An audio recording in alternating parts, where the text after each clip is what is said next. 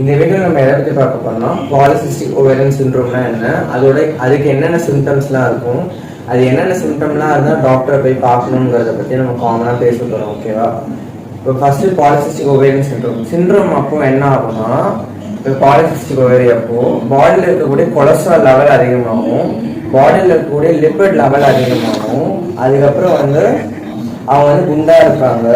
அதுக்கப்புறம் அவங்க முகத்துல அந்த பியர்டு மாதிரி இருக்கும், அப்புறம் பிக்மெண்டேஷன்ஸ் இருக்கும், பிளாக் பேட்சி ஸ்கின் இருக்கும். இந்த மாதிரி இருக்கக்கூடிய சிம்டம்ஸ் நம்ம இப்போ பார்த்தாலே கண்டுபிடிக்கிறது. இதெல்லாம் கிராஸ் அப்பியரன்ஸ்ன்னு சொல்லுவாங்க. அப்புறம் மென்ஸ்ட்ரல் ஹிஸ்டிக் டுவர்ட்ஸாக இருக்கக்கூடியது ரெண்டே விஷயம். ஓவிலேஷன்னா ஓவிலேஷனே நடக்காது. ரெண்டாவது என்னன்னா ஆலிகோமெனோரியா அப்படின்னா கம்மியான ஃப்ளோ தான் இருக்கும், இல்லை ஃப்ளோவே இருக்காது. ஸோ அதனால என்னன்னா அவங்களோட ஹிஸ்ட்ரி எடுத்து பார்த்தோம்னா அவங்களுக்கு ரெகுலராகவே பீரியட்ஸ் நடக்காது.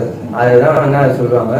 இந்த மாதிரி ஏதாவது 2க்கு மேற்பட்ட இல்லை 3க்கு மேற்பட்ட சிம்டம்ஸ் இருந்துச்சுன்னா இங்கே யூஎஸ் எடுத்து பார்க்கறது நல்லது. இப்போ யூஎஸ் எடுத்து பார்க்கும்போது என்னன்னா நம்ம அந்த ஒரு ஓவரேஸ்லையும் ஒரு ஓவரேஸ்லையும் 8லேருந்து 12 ஃபாலிகல்ஸ் இருக்கும்.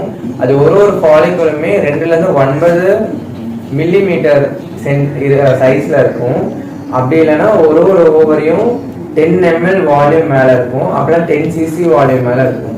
அப்படிலாம் இருந்துச்சுன்னா அது பிசிஓடின்னு சொல்லி நம்ம கன்ஃபார்ம் பண்ணுவாங்க டயக்னோசிஸ்ல. ஸோ இந்த மாதிரிலாம் தான் ஒரு நல்ல கைனகாலஜிஸ்ட் கிட்ட போய் பாருங்க. இதோட இந்த வீடியோ முடிச்சு. இந்த வீடியோவை லைக் பண்ணுங்க, ஷேர் பண்ணுங்க, மறக்காம சப்ஸ்கிரைப் பண்ணுங்க. தேங்க்யூ.